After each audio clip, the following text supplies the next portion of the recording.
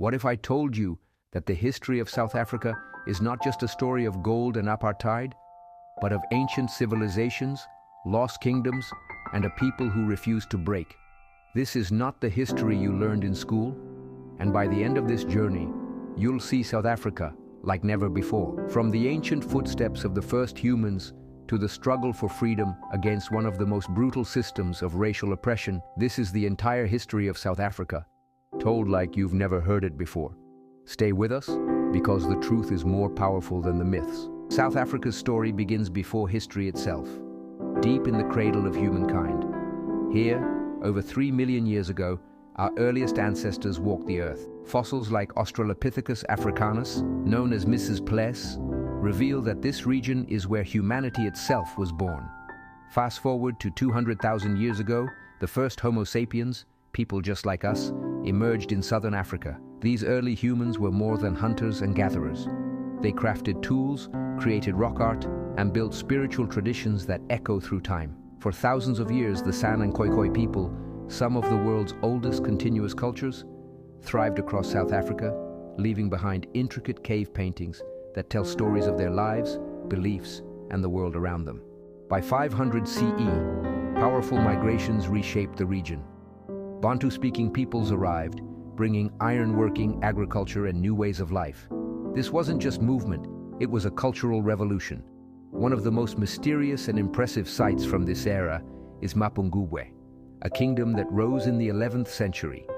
At its peak, Mapungubwe was a wealthy trading hub, dealing in gold, ivory, and glass beads from distant lands. The discovery of a golden rhinoceros buried with royalty proves that African civilizations were thriving long before European contact.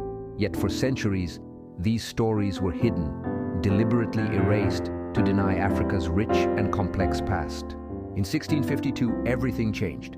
The Dutch East India Company established a supply station at the Cape of Good Hope. But it wasn't just a stop for ships, it was the start of colonial domination. The Dutch settlers, later known as Boers, began seizing land, pushing the Khoikhoi people to the margins. For the first time, South Africa became a battleground between African sovereignty and European ambition. As the Dutch expanded, conflicts ignited. The Xhosa people, fierce defenders of their land, waged a series of battles known as the Frontier Wars, a struggle that lasted over 100 years. And yet this was only the beginning of South Africa's long fight for freedom. By the mid-1800s, South Africa's land hid a deadly secret: diamonds and gold. The discovery of these resources changed everything. In 1867, the first diamond was found near Kimberley. And in 1886, gold was discovered on the Witwatersrand, the largest gold deposit on Earth. These discoveries triggered a rush of fortune seekers and the rise of powerful industrialists like Cecil Rhodes, whose ambitions laid the foundation for racial segregation. To fuel their empires, the British and Boer elites exploited African labor, forcing thousands into brutal mining conditions.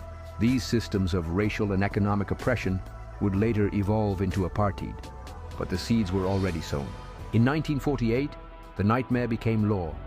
The National Party introduced apartheid, a system designed to strip black South Africans of their rights, their land, and their humanity. Black South Africans were forced into homelands, denied basic rights, and subjected to constant surveillance.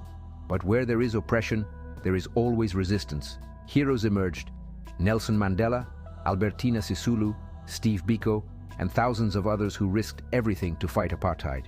In 1964, Mandela was sentenced to life imprisonment, but the spirit of freedom could not be caged. International pressure grew, protests erupted, and by 1990, Mandela walked free. In 1994, after decades of struggle, South Africa held its first democratic election, and Nelson Mandela became the nation's first black president. Apartheid had fallen, but the scars remained. Post-apartheid South Africa is a story of both hope and struggle.